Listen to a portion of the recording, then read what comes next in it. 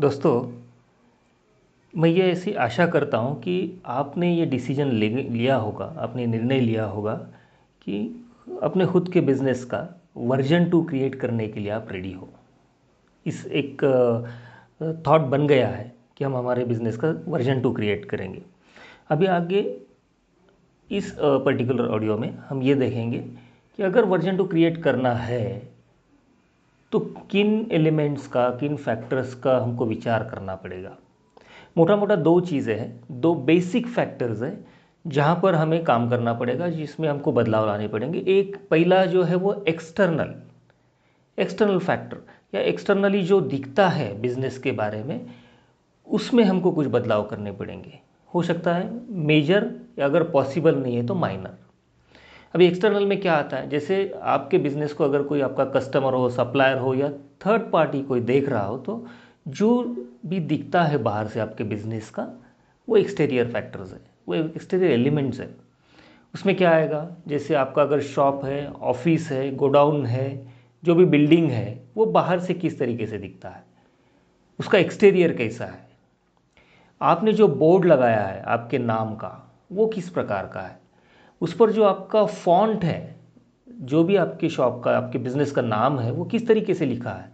क्या आपका लोगो है, अगर है तो किस प्रकार का है, वो डायनामिक है क्या। आपने देखा होगा पिछले 10-15 साल में हमारे देश के काफ़ी कंपनीज, इवन बाहर के भी देश के काफ़ी कंपनीज ने अपने अपने जो लोगोज है वो चेंज कर दिए।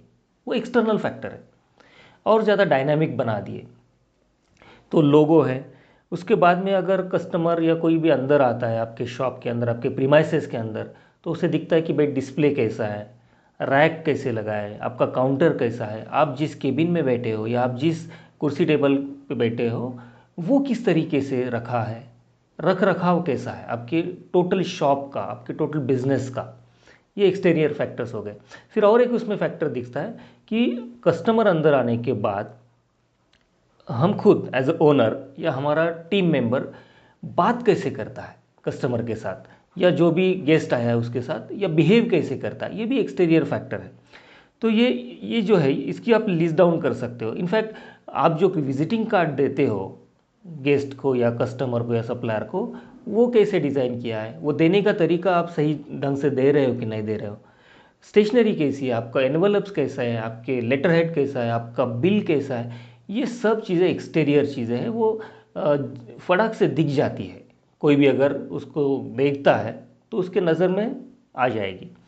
इन एक्सटर्नल फैक्टर्स की लिस्ट हमको बनानी होगी हमारे बिजनेस से रिलेटेड, और फिर उस पर काम करना पड़ेगा। उसमें से जो चीज़ें पॉसिबल है, बहुत मतलब सिचुएशन वाइज या इकोनॉमी वाइज या फाइनेंस वाइज, हमको सोचकर उसके ऊपर विचार करके फिर उसमें चेंजेस लाने हैं वर्जन 2 क्रिएट करने के लिए हमारे बिजनेस का। सेकेंड पार्ट है इंटरनल। एक्सटर्नल से इंटरनल जो चेंजेस है, जो फैक्टर्स है, वो बहुत डिफिकल्ट है, टफ है, लेकिन करने में मज़ा आएगा, और करोगे तो रिजल्ट बहुत बेहतरीन आएंगे। अभी इंटरनल में क्या क्या आ सकता है, देखिए हर बिजनेस का अपना एक डीएनए होता है। आप 10, 15, 20 बिजनेसेस को जस्ट थोड़ा सा स्टडी कीजिए, उसका अवलोकन कीजिए, आपके समझ में आ जाएगा। भले ही हमारा फील्ड एक है, हमारे प्रोडक्ट्स एक है, लगभग हम सिमिलर ब्रांड्स में डील करते हैं, हमारे कस्टमर्स भी एक ही प्रकार के हैं, लेकिन बिजनेसेस का अपीयरेंस अलग अलग होता है। उसी डीएनए कहा जाता है। बिजनेस का जो बिहेवियर है, वो हो सकता है प्राइसिंग के लिए हो, या फिर प्रोडक्ट के लिए हो, या फिर कस्टमर के साथ का आपका बर्ताव है, सप्लायर्स के साथ का आपका बर्ताव है। ये सभी जो चीज़ें हैं ना, इससे एक डीएनए बनता है बिजनेस का। और वो डीएनए बनने का मेन रीज़न जो है, ये बनता कैसे है, उसका बेसिक जो फंडामेंटल जो जहाँ से वो निकलता है, वो है उस ओनर का माइंडसेट। जिस प्रकार का ओनर का माइंडसेट होगा, उसी प्रकार का बिजनेस का डीएनए होगा, उसी प्रकार के कस्टमर्स आपके साथ जुड़ेंगे, उस प्रकार के ही सप्लायर्स आपके साथ जुड़ेंगे, उस प्रकार का माहौल आपके बिजनेस में होगा। तो फर्स्ट है माइंडसेट। अगर वर्जन 2 क्रिएट करना है तो खुद के माइंडसेट पे, ओनर को अपने माइंडसेट पे पहले काम करना पड़ेगा। वो फिर हम बैठ के एक ब्लूप्रिंट बनानी होगी कि क्या क्या शिफ्ट हमको चाहिए। उसमें एक आसान तरीका मैं आपको अगर बताऊं, अगर नेक्स्ट जेन बिजनेस करना है, वर्जन 2 क्रिएट करना है, तो हमारी जो एज है उससे यंगर, मतलब 20 से 25, ज़्यादा से ज़्यादा 30 साल की उम्र के जो लोग हैं ना, बच्चे हैं, उनके साथ इंटरेक्ट कीजिए। अगर आपका बेटा या आपकी बेटी उस उम्र के इसमें आती है तो बहुत अच्छी बात है, अगर नहीं है तो उस प्रकार के लोग हायर कीजिए, उस प्रकार के लोगों के साथ आइडिया शेयर कीजिए, उस प्रकार के लोगों के साथ ब्रेनस्टॉर्मिंग कीजिए।